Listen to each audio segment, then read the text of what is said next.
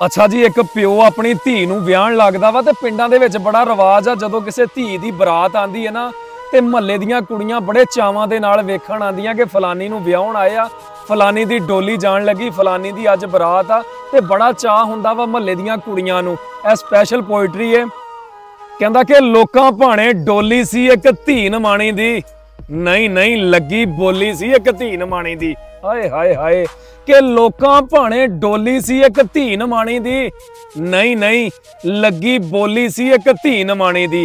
ओदी धी दी इज्जत रुल गई है, जिन्ने इज्जत रोली सी एक धी नमाणी दी। ਇਹ स्पैशल बोल ਉਹਦੇ ਲਈ ਆ ਜਿਹੜੇ ਕਿਸੇ ਦੀ ਧੀ ਭੈਣ ਦੀ ਇੱਜ਼ਤ ਨੂੰ ਮੱਟੀ 'ਚ ਮਿਲਾ ਦਿੰਦੇ ਆ ਆਪਣੇ 2 ਮਿੰਟ ਦੇ ਮਜ਼ੇ ਲਈ, ਕਿ ਉਹਦੀ ਧੀ ਦੀ ਇੱਜ਼ਤ ਰੁਲ ਗਈ ਏ ਜਿੰਨੇ ਇੱਜ਼ਤ ਰੋਲੀ ਸੀ ਇੱਕ ਧੀ ਨਮਾਣੀ ਦੀ।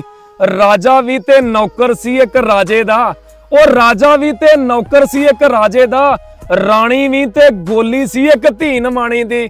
ਤੇ ਬਾਬਲ ਦੇ ਨਾਲ ਵੀਰਾ ਵੀ ਮਰ ਚੱਲਿਆ ਸੀ, ਤਾਂ ਤੇ ਹਿੰਮਤ ਡੋਲੀ ਸੀ ਇੱਕ ਧੀ ਨਮਾਣੀ ਦੀ।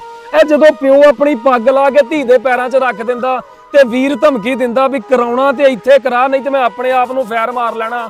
ਉਹ ਕਹਿੰਦਾ ਕਿ ਬਾਬਲ ਦੇ ਨਾਲ ਵੀਰਾ ਵੀ ਮਰ ਚੱਲਿਆ ਸੀ, ਤਾਂ ਤੇ ਹਿੰਮਤ ਡੋਲੀ ਸੀ ਇੱਕ ਧੀ ਨਮਾਣੀ ਦੀ। ਮਾਂ ਦੇ ਹੱਥੋਂ ਬੰਦ ਹੋ ਗਈ ਏ, ਇਹ ਲਫ਼ਜ਼ ਤੇ ਗੌਰ ਕਰਿਓ, ਮਾਂ ਦੇ ਹੱਥੋਂ ਬੰਦ ਹੋ ਗਈ ਏ, ਮਾਂ ਨੇ ਅੱਖ ਖੋਲੀ ਸੀ ਇੱਕ ਧੀ ਨਮਾਣੀ ਦੀ, ਮਾਂ ਨੇ ਅੱਖ ਖੋਲੀ ਸੀ ਇੱਕ ਧੀ ਨਮਾਣੀ ਦੀ।